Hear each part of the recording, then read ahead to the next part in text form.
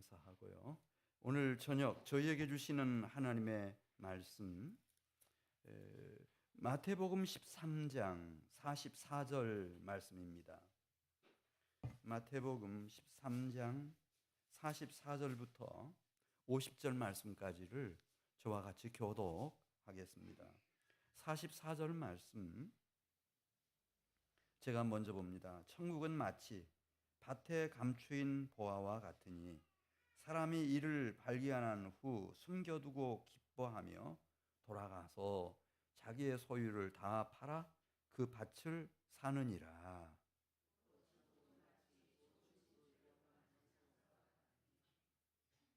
극히 값진 진주 하나를 발견하며 가서 자기의 소유를 다 팔아 그 진주를 사느니라.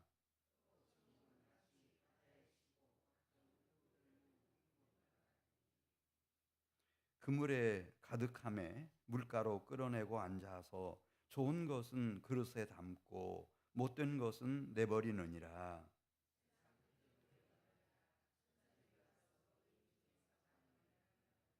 50절입니다. 풀무불에 던져 넣으리니 거기서 울며 이를 갈리라. 아멘. 이 세상을 움직이는 힘이 무언가? 지금 우리가 사는 시대에는 대표적으로 두 가지 생각합니다. 하나는 사람이다. 사람.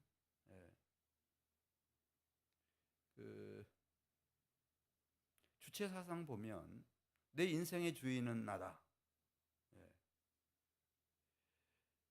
내가 어떻게 느끼고 어떤 감정을 가지느냐, 내가 어떻게 생각하고 어떻게 판단하느냐, 내가 어떤 결단과 의지력을 가졌냐에 따라서 결정이 된다는 겁니다. 그래서 이 세계를 움직이는 힘은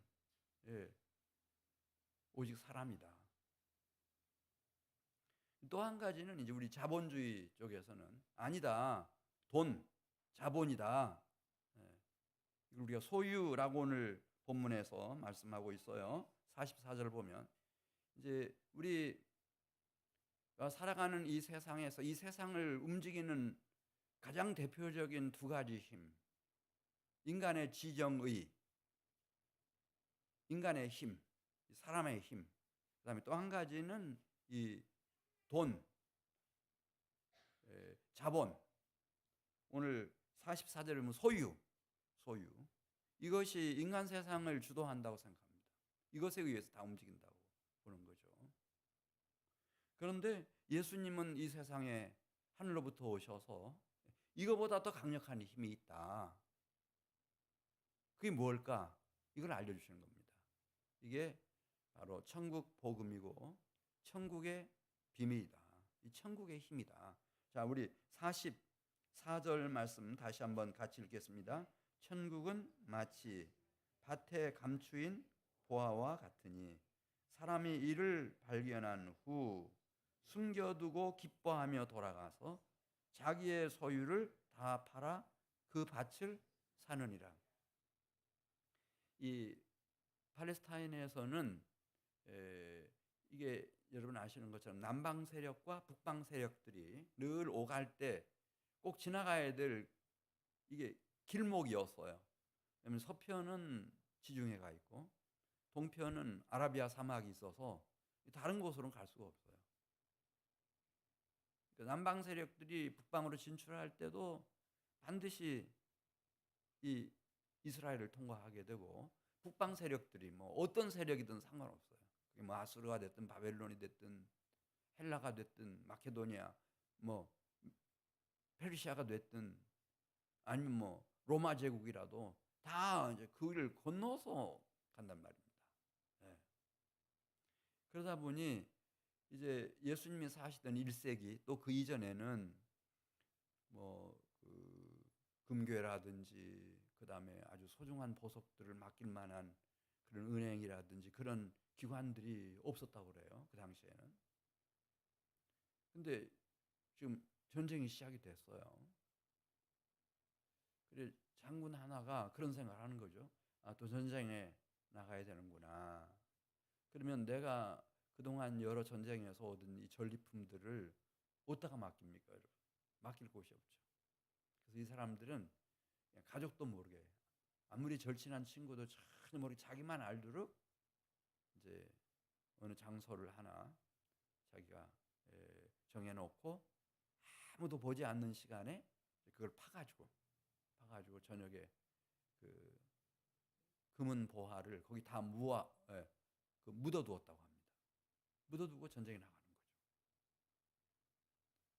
근데 살아서 승리를 하고 돌아오면은 다행히 좋은데 가끔씩 보면은 전쟁터에 갔다가 전사를 하고 돌아오지 못하는 경우들도 있대요. 그러면은 아무도 모르는 거예요. 예. 그 금은 보화가 어디로 가 있는지를 뭐 감쪽같이 빼돌렸으니까 아무도 모르는 거죠. 근데 어떤 사람이 우연히 밭을 갈다가 느낌이 이상해서 자세히 살폈는데 거기 바로 그 금은 보화가 가득 묻혀 있는 거예요. 양도 뭐 대단해요. 근데 뭐 이게 종종 있다고는 하지만 나한테 이런 기회가 찾아올 수 있는 가능성은 평생에 한 번 있을 수도 있고 없을 수도 있어요. 그러니까 이 사람이 어떻게 했다고 44절 말씀했나? 너무 기뻐하면서 그걸 묻어놓고요. 이제 이 서기관들의 법상 그 1세기에는 그랬다고 그래요. 이 금은 보화가 누구의 소유냐 이렇게 법적으로 이제 논쟁이 됐을 때는 항상 이 밭 소유주의 것으로 정리를 하고 했다 합니다. 그러니까 이게 합법적으로 내 소유가 되려면은 다른 방법이 없는 거죠. 그 밭을 사는 길밖에 없어요. 그걸 못 봤으면 모르는데 일단 밭에 감추인 보화를 직접 본 사람은 다른 생각을 할 수가 없다는 거예요. 그 순간부터 그것만 생각하면 너무 기뻐서 너무 가슴이 벅차 올라가지고 자기가 가지고 있는 땅 다 팔고 나중에 집까지 다 팔고 아까 뭐 찬양할 때 보니까 냉장고까지 판다 그랬잖아요. 다 팔아가지고 자기 소유 다 팔아가지고 그걸 사들인다는 거예요. 이 천국은 힘이 있다는 거죠. 힘이 있는데 무슨 그 힘의 그 강함이라고 하는 것이 강력이라고 하는 것이 어느 정도인가? 인간이 가지고 있는 소유욕 이거 대단한 거예요, 여러분. 그걸 능가한다는 거죠. 왜냐하면 자기 걸 다 팔아서 정리해 버릴 수 있으니까. 그 다음에 뭐 자기가 상식적으로 일반적으로 윤리적으로 도덕적으로 생각하던 것을 확 뛰어넘어요. 윤리적으로 도덕적으로 한다면 가서 주인한테 알려줘야죠. 근데 그걸 뛰어넘는 거예요. 왜냐하면 이 보화가 땅에 묻혀있는 보화가 막 어마어마한 거예요. 자기만 봤어요. 그러니까 그 앞에서 자기 상식이나 윤리나 도덕이나 무슨 자기 감정이나 이성적인 판단이나 의지적인 결단이나 이걸로 컨트롤이 안 되는 거예요. 천국은 힘이 있어요, 여러분. 우리 생각에는 저도 그런 생각 한때 있었거든요. 대학 시절에 학부 다닐 때 이 세상을 움직이는 힘이 사람이고 그렇잖아요. 사람이에요. 저 북한이나 이 사회주의는요, 뭐 신 같은 걸 인정도 안 해요. 마약 아편이라고 생각하죠. 사람이라고 생각하는 거예요. 사람이 혁명을 해서 뭐 사회주의도 하고 공산주의도 하고 다 하는 거죠. 군사력이고 다 그런 거지. 그 다음에 이 자본주의는 이게 소유라고 생각하거든요. 돈, 재물, 자본. 이런 세상에서 천국이 무슨 힘이 있나 이렇게 저도 생각한 때가 한때 있었어요. 그런데 오늘 44절에 있는 말씀 보면은 천국을 제대로 깨우친 사람은 낮에 무슨 말씀 드렸는가 하면 천국의 7가지 비밀에 대해서 말씀드렸어요. 7가지 비밀. 이 천국의 비밀을 깨달은 사람은 그 속에는 말이죠. 이 천국이 힘을, 능력을, 권능을 발휘한다는 거예요. 다시 한번 44절 말씀 같이 읽겠습니다. 시작. 천국은 마치 밭에 감추인 보아와 같으니 사람이 이를 발견한 후 숨겨두고 기뻐하며 돌아가서 자기의 소유를 다 팔아 그 밭을 어떻게 한다고요? 이게 시제가 현재형 시제예요. 과거에 뭐 산 것으로 끝나는 게 아니고 예수님은 현재형을 쓰고 있어요. 과거에도 그랬지만 미래에도 그럴 것이고 현재에도 항상 그럴 거라는 거예요. 이 세상에 우리가 태어난 것은 천국 비밀을 깨우치기 위해서 이 세상에 온 겁니다. 예수님이 천국 비밀을 알려주시기 위해서 이 세상에 오신 것처럼 이 천국 비밀을 깨우친 사람은 이 천국이라고 하는 것이 얼마나 강력한 파워를 가지고 있는지 자신의 기분, 감정, 이성이나 논리적인 판단, 자신의 의리적인 결단력, 심지어 소유욕까지 이걸 부수고 나올 수 있는 그런 힘, 그런 어마어마한 힘이 이 천국 복음 안에, 천국 비밀 안에, 천국 말씀 안에, 천국에 있다는 거예요.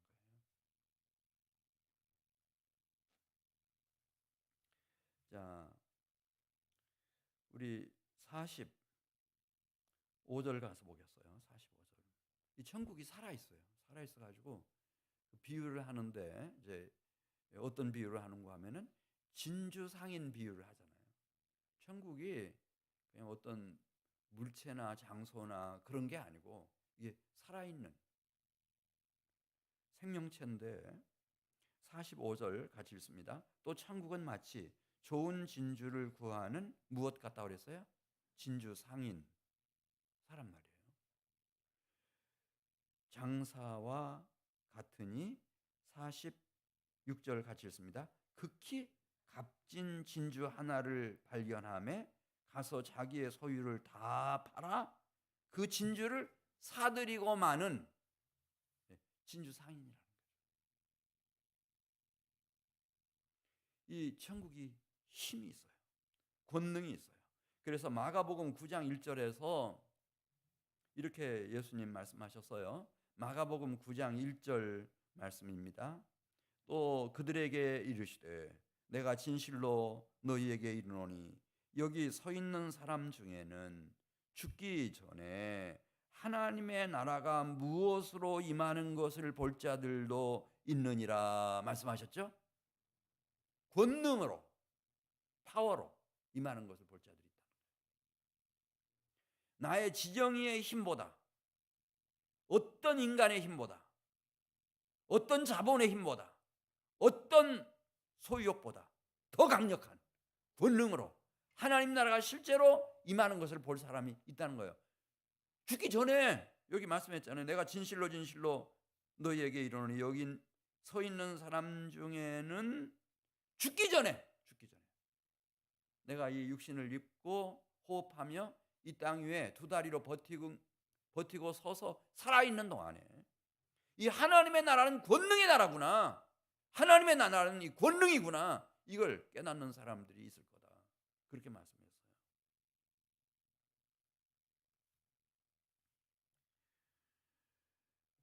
그 대표적인 이제 경우를 요한복음 3장 3절에서 예수님이 설명했죠. 그것은 이 권능이, 하나님 나라의 권능이, 이 천국의 권능이 이 천국 비밀을 깨달은 사람들 속에 새 생명이 잉태되게 해주시고 새 생명이 일어나게 해주시는 거예요. 이거 신기한 거예요. 이게 세월이 가도 안 되거든요. 나이가 뭐 60 넘어 70, 80, 백수가 다 돼도 안 돼요. 뭐 공부를 많이 하고 뭐 학위를 받아도 안 돼요. 이게 안 되는데 이게 천국 복음이, 천국의 말씀이, 이 천국이 이 파워, 권능이 있어가지고 이거 천국 비밀을 깨달은 사람 속에는 새 생명이 잉태가 돼요. 새 생명이 일어나요. 이걸 이렇게 썼어요. 요한복음 3장 3절에 예수께서 대답하여 이르시되 진실로 내게 이르노니 사람이 거듭나지 아니하면 하나님 나라를 볼 수 없느니라. 그러면서 6절에 육으로 난 것은 육이요 영으로 난 것은 영이다. 이 성령으로 거듭난 새 생명, 새 생명을 소유할 수 있게 만들어 주신다. 그런 게 있어요. 아마 우리 중에도 그런 분들 계실걸요. 나이하고 상관없이 내가 천국 말씀, 천국 복음, 천국의 비밀을 그리스도 예수 안을 만나가지고 깨달았어요. 그 천국의 권능이 내 속에 역사해서 내 안에 새 생명이 일어나게 만들어 주시는 것을 경험한 분들이 계시죠.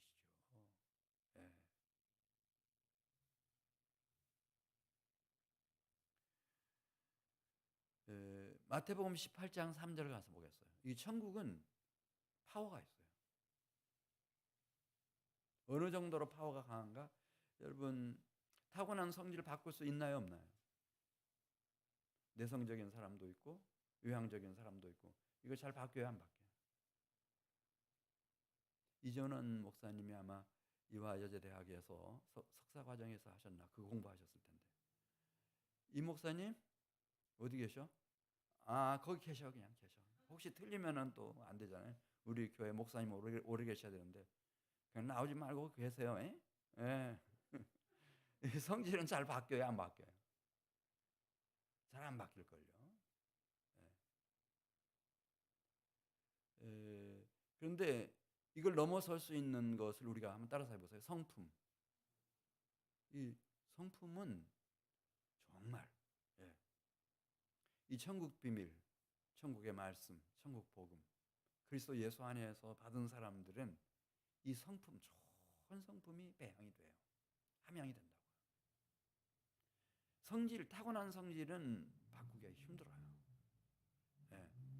그런데 이 성품은 그리스도의 품성으로, 그리스도의 장성한 분량까지 계속 자라나는 거예요. 그러니까 뭐 20대 후반까지, 청년기까지만 우리가 신체적인 발달이 계속된다 이렇게 말할 수 있지만, 의학적으로는. 그러나 이 내적인 성품, 품성, 인격이라고 하는 것은 계속해서 막 70, 80, 90 하나님 나라 갈 때까지, 떠나는 순간까지 계속 성장해요. 낮에도 말씀드렸잖아요. 예, 이 겨자씨의 생장력,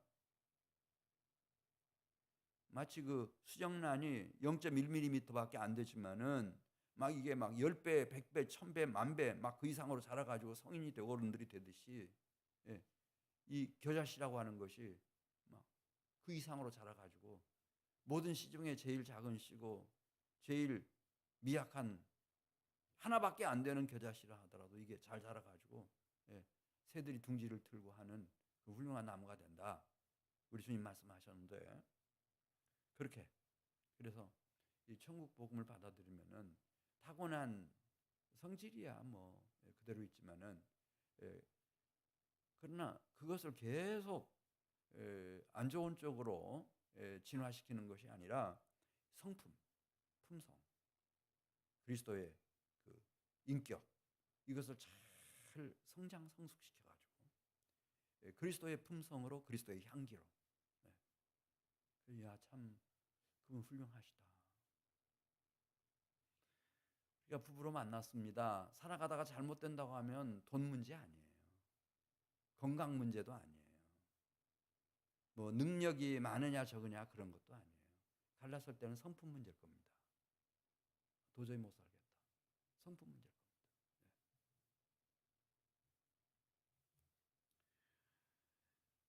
그래서 요한 3서 1장 2절에 있는 말씀을 보면은 이 천국의 권능이, 요한 3서 1장 2절에 어디까지 영향을 미치는지 이렇게 썼습니다. 요한 3서 1장 2절 말씀. 사랑하는 자여, 내 영혼이 잘됨 같이, 뭐, 모든 면에서 성품까지, 품성 인격까지, 모든 영혼까지 내 영혼이 잘됨 같이 내가 범사에 잘되고 강건하기를 내가 간구하노라. 형제들이 와서 내게 있는 진리를 증언하되 내가 진리 안에서 행한다 하니 내가 심히 기뻐하노라. 내가 내 자녀들이 진리 안에서 행한다 함을 듣는 것보다 더 기쁜 일이 없도다.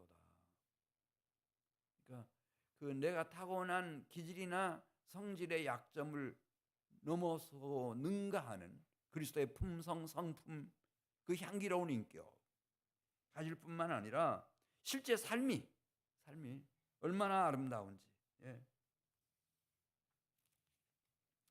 자, 그래서 낮에 이제 길게 말씀을 드렸기 때문에 이제 천국에 대한 균형을 좀 잡아야 돼서 이 성경에서는 천국에 대해서 어떻게 말씀하고 있는지를 좀 보도록 하겠습니다.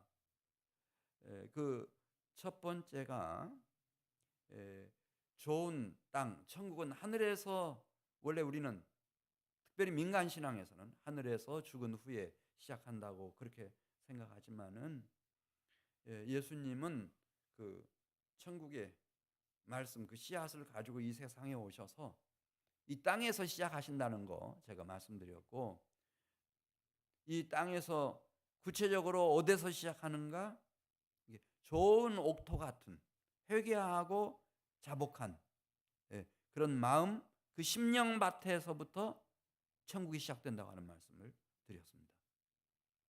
이 천국을 한번 따라서 하세요. 심령천국. 이 심령천국이 있어요. 회개하고 자복한 내 안에, 이걸 좋은 옥토와 같이 주님이 여기시고 내 안에 천국의 말씀, 천국의 비밀, 그 씨앗을 잘 심으시고 가꾸어 주심으로써 제일 먼저 우리가 경험할 수 있는 것이 심령천국입니다. 내 심령 안에 하나님의 나라가 임하는 겁니다. 이게 무슨 천국이라고요? 심령천국. 그래서 마태복음 5장 그 팔복에 보면은 심령이 어떤 자가 복이 있다고 그랬죠? 심령이 가난한 자는 복이 있나니 무엇이 그들의 것이며 그랬어요? 천국이 그들의 것이며. 이게 심령천국이에요. 가난한 심령이 되었어요. 회개하고 자복함으로. 근데 그 가난한 심령이 되려면 대부분은 제가 볼 때 부자는 안 되고요. 부자가 천국에 들어가기가 쉽다 그랬어요? 어렵다 그랬어요? 너무 어려워요. 낙타가 바늘귀로 들어가는 것이 차라리 쉽다 그랬어요. 근데 이제 돈도 없고 건강도 바닥나고 모든 게 다 바닥나서 너무너무 힘들고 어려운 순간, 그때 거기서 자신을 돌아보면서 회개하고 자복하고 눈물로 주님을 찾고 가난한 심령이 되죠. 심령이 가난한 자는 복이 있나니 천국이 그들의 것이며. 이 심령 천국이 있어요. 이런 사람들의 특징은 애통하는 것이라고 했어요. 부자들은 애통할 이유가 없고 애통할 필요도 없어요. 다 있으니까. 건강부터 시작해서 없는 게 없잖아요. 다 있으니까. 근데 애통하는 자는 복이 있나니 그들이 위로를 받을 것이며. 이 천국의 위로, 하늘 아버지의 위로, 사랑하는 영원한 신랑이신 주님의 위로, 성령의 위로하심, 이거 받는다는 거예요. 누가? 애통하는 자. 이게 심령천국이에요. 그래서 어떻게 하면은 내 속에 심령천국이 이루어질 수 있는지 간단해요, 여러분. 이 원리는, 영적인 원리는 세상 끝날까지 변치 않을걸요. 하나님 앞에 이렇게 저녁 예배도 나오시고 너무 잘하셨어요. 그 다음에 특별히 새벽에 나오셔서 애통하는 심령으로 주님을 찾아보십시오. 주님은 절대 여러분을 그냥 지나가지 않습니다. 여러분들에게 위로를 주실 겁니다. 애통하는 자는 복이 있나니 그들이 위로를 받는다고 주님이 약속해 주셨기 때문에 위로를 반드시 주십니다.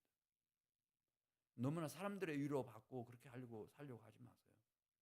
나중에 그게 덫이 돼요. 올무가 됩니다. 꼭 말려들어요. 조금 도와주고 그냥 통으로 나를 먹으려고 덤비는 거예요. 그렇게 하지 마시고 이 주님 앞에 나와서 애통하는 성도들이 되시길 바라요. 마음이 청결한 자는 복이 있나니 그들이 하나님을 볼 것이며, 그렇게 말씀했어요. 이게 심령천국이에요.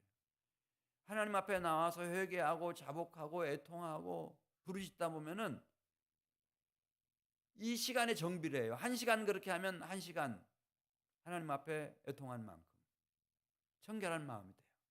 진짜 정확해요, 정비례. 마음이 청결한 자는 복이 있나니 그들이 하나님을 볼 것이며 하나님의 영광을 경험하게 될 것이에요. 이것을 무슨 천국이라고 한다고요? 심령 천국이 있어요. 심령 천국. 내 심령 속에, 내 마음 속에 이 천국이 임하고 나면, 심령 천국이 임하고 나면 그 다음에 아까 말씀드렸던 것처럼 천국 백성의 성품이 배양이 돼요. 천국 백성만이 가질 수 있는 그런 품성이, 그런 인격이 나에게 갖추어져 가요.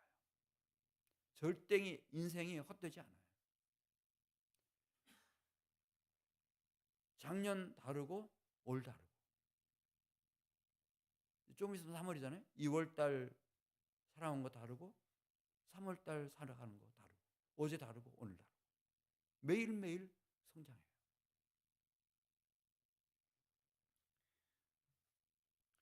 낮에 말씀드렸죠. 그 가라지의 비밀. 가라지의 비밀.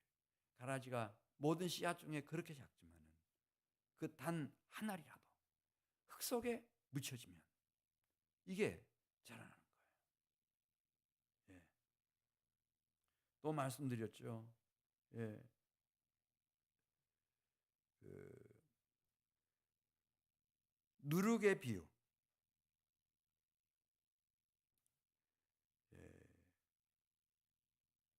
자, 먼저 이 가라지의 비유에서 보는 것처럼 우리 속에 주님의 성품이 자라가는데 어떤 성품들이 우리 안에서 아름답게 자라가는지 그 마태복음 5장 5절에 있는 말씀을 보면 온유함. 우리는 온유하지 못해요. 누가 온유하다고 그랬죠? 예수님이 내가 온유하고 겸손하다 그렇게 말씀했어요. 온유한 자는 복이 있나니 그들이 땅을 기업으로 받을 것이며 결국 이기는 사람은 온유한 사람이 이깁니다. 여러분, 이 경쟁 사회에서도 온유한 사람이 결국은 이깁니다. 교회 안에서도 마찬가지일 거예요. 누가 하나님 앞에 영광을 돌리고 정말 귀하게 쓰임받는 그런 일꾼이 될 것인가. 한민교회도 마찬가지예요. 온유한 사람이에요. 결국은 다 누가 온유한지 그 테스트하는 거예요. 온유의 성품. 또 그 7절에 말씀하고 있는 것처럼 마태복음 5장 7절에 말씀하고 있는 것처럼 긍휼. 다른 사람을 불쌍히 여길 줄 알고 다른 사람을 이렇게 긍휼히 여길 수 있는 이 긍휼의 마음. 그리고 화평. 이게 없이는, 이런 성품이 없이는 가라지하고 살아갈 수가 있어요, 없어요? 가라지는 제가 낮에 말씀드렸어요. 악인이고 원수예요. 나를 박해하는 자예요. 절대 같이 못 살죠.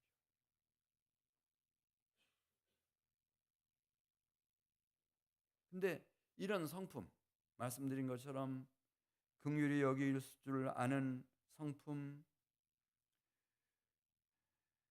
그리고 온유한 성품, 화평의 성품, 이것을 잘 길러낸 사람들이 이 가라지들과 같이 살아갈 수 있어요. 낮에 말씀드렸죠. 이 좋은 씨앗 같은 하나님의 자녀들은 하나님께서 어디서 하나님의 일꾼들이, 하나님의 자녀들이, 하나님의 백성들이 다 일어나게 하시는가? 가라지 사이에서요. 가라지 사이에서. 가인부터 시작해서 다 사랑하는 사도 요한까지 가라지 속에서 다 나오는 거예요. 가라지 밭에서. 그러니까 거기서는 이런 좋은 온유의 성품, 긍휼의 성품, 평화의 성품, 이런 거 없이는 같이 살아갈 수가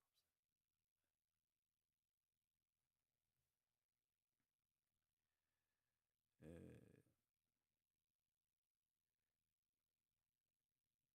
자, 베드로전서 3장 13절 말씀 보면서 이 천국은 한 곳 더 보고 지나가도록 하겠습니다. 우리 마태복음 5장 13절 한번 보죠. 마태복음 5장 13절 말씀 가서 보면은 이 하나님의 아들들의 삶입니다. 하나님의 자녀들의 삶이 있어야 됩니다. 우리 마태복음 5장 13절, 너희는 세상의 소금이니 소금이 만일 그 맛을 잃으면 무엇으로 짜게 하리요?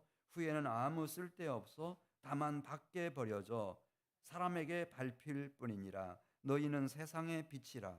산 위에 있는 동네가 숨겨지지 못할 것이요, 사람이 등불을 켜서 말 아래 두지 아니하고 등경 위에 두나니 이러므로 집안 모든 사람에게 비치느니라. 16절 같이 읽습니다. 이같이 너희 빛이 사람 앞에 비치게 하여 그들로 너희 무엇을 보고 하늘에 계신 너희 아버지께 영광을 돌리게 하라. 그렇게 말씀하셨죠. 너희의 착한 행실. 근데 이 잘못 예수 믿는 사람들은 믿으면 된다는 거예요. 예수님 믿으면은 의롭다함 받고 칭의의 은혜를 받았으니까 행함은 별로 안 중요하다는 거예요.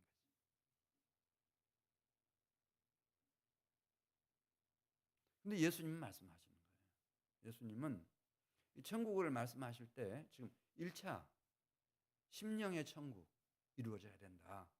심령 천국이 이루어진 사람은 성품, 품성, 인격이 그리스도의 향기를 발할 수 있어야 된다 말씀하시고, 또 이 세 번째 얘기하는 거예요. 네. 너희들의 착한 행실, 삶을 말하는 거예요. 착한 삶.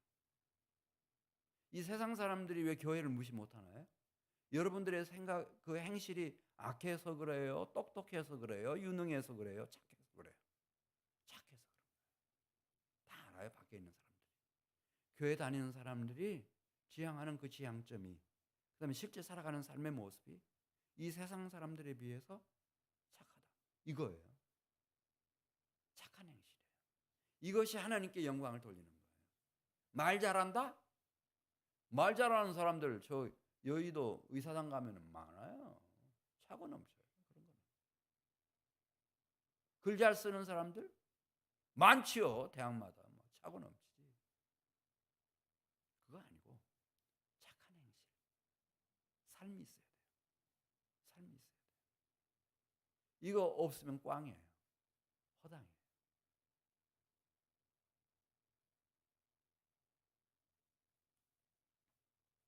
이런 과정을 거쳐서 이제 우리가 마지막 최후로 들어가야 할 구원이 있어요. 그게 무엇일까요? 새 하늘과 새 땅의 천국입니다. 새 하늘과 새 땅의 천국. 구원이 우리가 성경을 읽어보다 보면은 구원이 완료형으로 되어 있는 데도 있어요.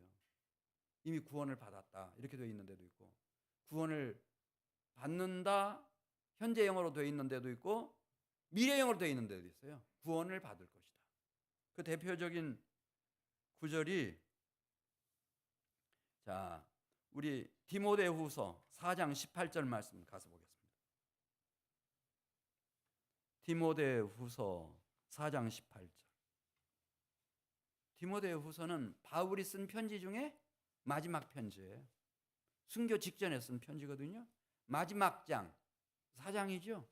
마지막 패러그래프이 인사말로 끝났는데 바로 그 직전에, 그게 마지막이죠. 디모데후서 4장 18절에서 네, 그가 이 구원에 대해서 얘기하고 있어요. 이 구원은 미래형으로 얘기하고 있어요. 이걸 구분할 줄 알아야 돼요. 근데 막 어떤 분들은 성경 구절 몇 구절 외워가지고 막 그게 전부인 것처럼, 구원 끝나버린 것처럼 막 그런 분위기를 조장하는데 조심하세요. 그 구원파들이 이렇게 하는 거예요. 그 영적인 장애인을 만드는 거예요. 절대 그렇게 하지 마세요. 자, 디모데후서 4장 18절 말씀 같이 읽어요.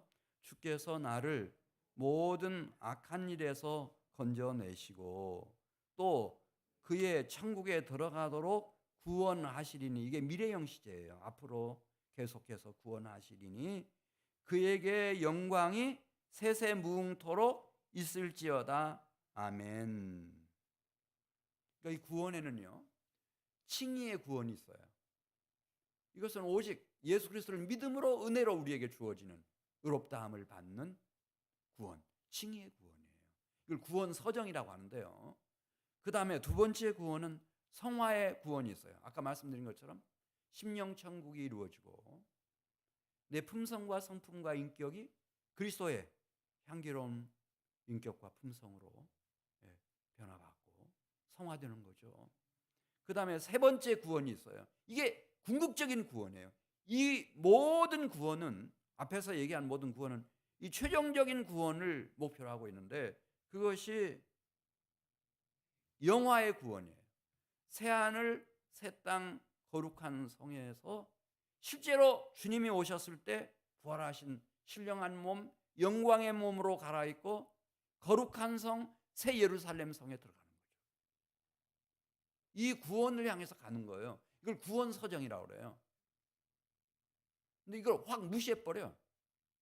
성화도 그거는 행합니다. 무슨 뭐 행위 구원론자냐, 막 그렇게 막 공격하잖아요. 그 다음에 진짜 구원인 새하늘 새 땅 거룩한 성 새 예루살렘 성에서 우리가 영원무궁토록 살아갈, 지금 바울이 디모데후서 4장에서 얘기하고 있는, 또 천국에 들어가도록 그분이 모든 악에서 나를 이후로도 건져내 주시고 끝내 그 구원에 들어가게 해 주실 거다, 그런 미래형 구원이 있잖아요. 이걸 받아들이지 왜 그건 잘라냅니까, 여러분? 그 어설프게 성경 가르치고 배우고 하는 거 조심하셔야 돼요.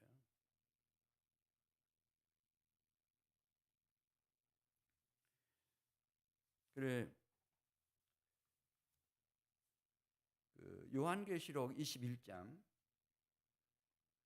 1절에 있는 말씀 보시면은, 보기 전에 우리 베드로전서 3장 13절 말씀 보겠습니다. 베드로전서 3장 13절 말씀. 우리의 구원의 궁극적인 목적지는 베드로후서 3장 13절에서 베드로 사도가 말했어요. 뭐죠? 우리 13절 말씀 같이 읽습니다. 시작. 우리는 그분의 약속대로 의가 있는 곳인 무엇을 바라보는도다 그랬어요? 새 하늘과 새 땅을 바라보는도다. 이게 우리 구원의 궁극적인 목적이에요. 여기 도착해야 구원받는 거예요. 중간에 샜다. 센 사람들 얘기 제가 많이 했잖아요.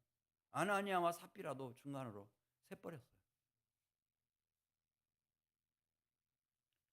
예루살렘 교회 안수 집사,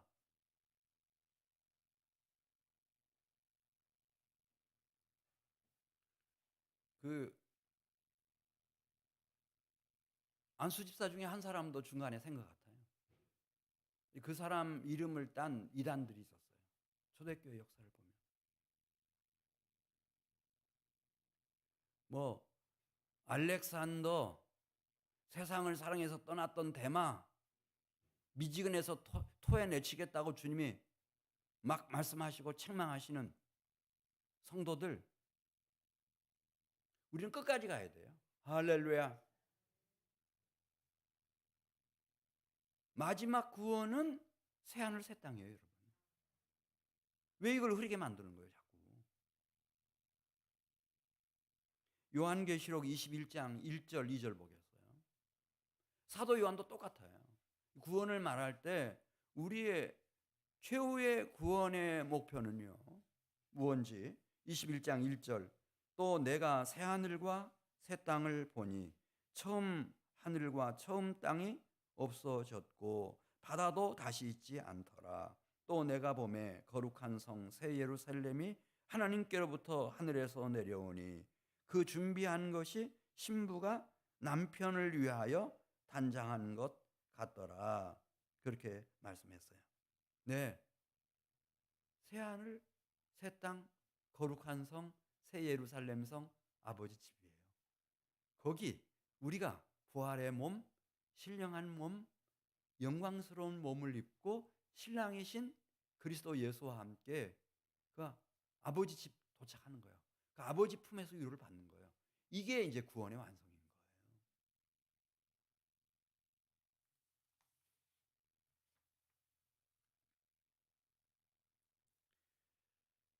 자, 이제 한민교회 성도 여러분들은 제가 이제 내일부터 이제 또 한 주간 이제 교회에 없게 되는데 하나님 연습시키시는 것 같아요. 이제 떠나는 연습시키시는 것 같은데 고린도전서 15장 19절을 가서 보겠어요. 한민교회 성도 여러분들이 정말 균형 잡힌 그런 미혹받지 않는, 미혹당하지 않는 성도들이 되시길 바라요. 그리고 여기 자 고린도전서 15장 19절 가서 보시면은 거기도 그렇게 말씀했어요. 만일 그리스도 안에서 우리가 바라는 것이 다만 이 세상의 삶뿐이면 모든 사람 가운데서 우리가 더욱 불쌍한 자이리라. 이거 누가 하는 얘기예요? 바울이 하는 얘기예요. 만일 하나님 나라, 본향집, 아버지 집이 없다고 할 것 같으면은 뭐 아무리 우리 예수 믿으면 구원받는다 큰 소리 쳤어도 불쌍한 사람일 거다. 더욱 불쌍한 사람일 거다. 이 세상 사람들보다 더 불쌍한 사람들일 거다. 그러면서 그러나 이제 그리스도께서 죽은 자 가운데서 다시 살아나사 잠자는 자들의 첫 열매가 되셨도다. 이 죽은 자 가운데서 다시 살아나시는 부활의 영광으로 첫 열매가 되신 예수님을 따라서 우리도 우리의 본향집 아버지 집에서 영생 복락을 누리는 거예요. 이거죠. 이 구원에 도달해야 돼요. 왜 이 구원은 다 흐려놓고 엉뚱한 지엽적인 것만 가지고 막 그것을 너무 확대해가지고 막 거기다 왜 다 막 그냥 몰아치는 거예요. 그 길로 가면 빤하거든요. 답이 하나밖에 안 나와요. 구원파로 가요, 여러분. 아무리 말을 해도 못 알아들으니 뭐 어떻게 할 수가 없고. 고린도전서 15장 50절 말씀 보겠어요. 고린도전서 15장 50절. 형제들아, 내가 이것을 말하노니 혈과 육은 하나님의 나라를 이어받을 수 없고 또한 썩는 것은 썩지 아니하는 것을 유업으로 받지 못하느니라. 새 하늘, 새 땅, 거룩한 성, 새 예루살렘 성은 이 몸뚱이 가지고는 안 돼요. 부활한 몸이어야죠. 거룩하고 영광스러운 신령한 몸이어야 되는 거예요. 예수님이 첫 열매가 되신 그 부활의 몸이어야 되는 거예요. 이 구원은 미래형이에요. 그래서 미래형 구원이 있다고 하는 것을 좀 깨닫는 성도들 되시기를 주의 이름으로 축복합니다. 요한복음 14장 2절에서도 거기 보기 전에 고린도전서 15장 한 절 더 보겠어요. 51절. 고린도전서 15장 51절. 거기 구체적으로 얘기했어요. 우리에게 일어날 이 진정한 구원에 대해서 심령의 천국뿐만 아니라 실제로 우리 몸 안에서 어떤 변화가 일어나는지 고린도전서 15장 51절 시작. 보라, 내가 너희에게 비밀을 말하노니 우리가 다 잠잘 것이 아니요 마지막 나팔에 순식간에 홀연히 다 변화되리니 이 썩을 것이 썩지 아니함을 입고 이 죽을 것이 죽지 아니함을 입을 때에는 비로소 사망을 삼키고 이기라고 기록된 말씀이 이루어지리라. 그때 우리는 선언하게 된다는 거죠. 사망아, 너의 승리가 어디 있느냐? 사망아, 내가 쏘는 것이 어디에 있느냐? 사망이 쏘는 것은 죄요, 죄의 권능은 율법이라. 우리 주 예수 그리스도로 말미암아 우리에게 승리를 주시는 하나님께 감사한다. 이 구원, 할렐루야, 이 구원입니다. 이 구원을 받은 사람들이 마지막 들어가는 곳, 요한복음 14장 2절, 아버지 집입니다. 아버지 집에 도착해야 구원받은 겁니다, 여러분. 아직은 미완성입니다. 물론 이제 새신자에게 복음을 전할 때는 예수님을 일단 믿어야 되니까 칭의의 구원을 강조할 수밖에 없고 그걸 해야 돼요. 우리는 불교 유교권에 너무 오랫동안 찌들어 있었기 때문에 그런 사람들에게 기독교를 소개할 때 예수 그리스도를 소개해야죠. 예수님을 믿어서 오직 은혜로 의롭다함을 받는 칭의의 구원을 얘기해야 되죠. 이거 말하지 않으면 안 되는 거죠. 근데 왜 이것만 전부라고 생각을 하냐 이거예요. 담임 목사가 얘기를 하는데도 못 알아들어요.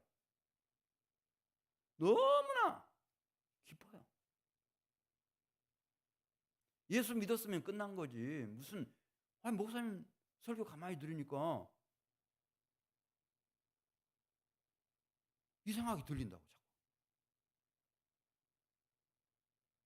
요한복음 14장 2절 보겠어요. 요한복음 14장 2절. 우리의 구원은 미래형 구원이 있다니까요. 앞으로 이루어져야 될. 이게 너무 중요해요. 이전에 무슨 칭의의 구원이나 성화의 구원이나 이것은 최종적인 완전한 구원에 도달하기 위한 과정들이죠. 요한복음 14장 2절 같이 읽습니다. 내 아버지 집에 거할 곳이 많도다. 그렇지 않으면 너희에게 일렀으리라. 내가 너희를 위하여 거처를 예비하러 가노니 가서 너희를 위하여 거처를 예비하면 내가 다시 와서 너희를 내게로 영접하여 나 있는 곳에 그 아버지 집에 너희도 함께 있게 해주겠다. 이거예요. 이게 구원이에요. 이게 구원의 완성인 거예요. 자, 오늘 제가 지금 구원에 대해서 말씀을 드렸어요. 천국 얘기할 때 천국의 시작은 하늘이 아니다. 죽고 나서가 아니다. 예수님이 그 천국의 씨앗을 가지고 이 세상에 오셨기 때문에, 그리고 뜻이 하늘에서 이루어진 것처럼 땅에서 이루어지도록 그분이 기도하시고 이 땅에다가 땀과 눈물과 피를 다 쏟아 놓으셨기 때문에 천국이 어디서 시작된다고요? 땅에서도 회개하고 자복한 통회하는 심령을 가진, 애통하는 심령을 가진 그 사람 마음 심령 속에서 시작된다고 하는 거, 이게 천국의 비밀이라고 하는 거 말씀드렸어요. 그렇지만 그래서 심령 천국으로 끝나버리는가? 그건 아니라는 거죠. 제대로 이 천국의 권능의 역사에서 거듭난 사람은 천국은 힘이 있어서, 권능이 있어서 이 사람들의 무엇도 변화시키는가? 성품도, 품성도, 인격도, 삶도 천국의 복음이 변화시킬 수 있을까요? 없을까요? 여러분, 삶을 바꿔요. 그 밭에 감추인 보화를 보면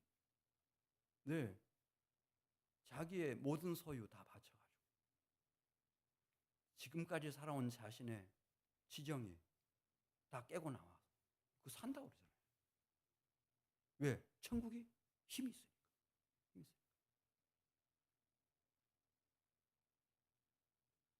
그래서 영혼이 잘됨 같이 범사가 잘되고 강건해지는 복을 실제로 이 땅에서부터 받죠. 할렐루야. 받고 말고요.